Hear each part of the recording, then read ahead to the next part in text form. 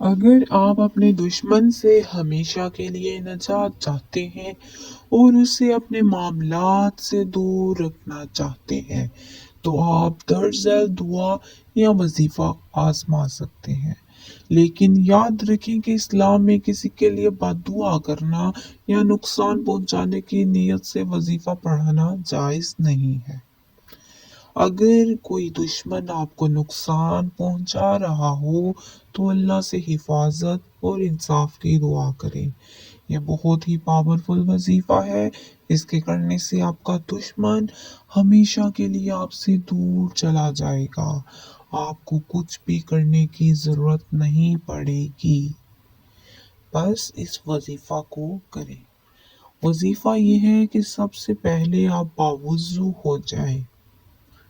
रोज़ाना इशा की नमाज के बाद अकेले बैठकर ये वजीफा करें या कहारों को 100 मरतबा पढ़ें।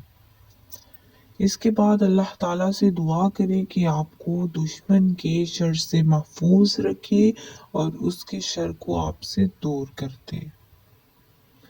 दुआ के आखिर में दरूद इब्राहिमी जो नमाज में पढ़ते हैं 3 मरतबा पढ़ें।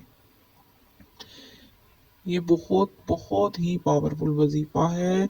अहम हदायत ये हैं कि नीयत साफ रखें और अल्लाह पर भरोसा करें। किसी को नुकसान पहुंचाने के इरादे से वजीफा ना करें, बल्कि अपनी हिफाजत और सुकून के लिए दुआ करें।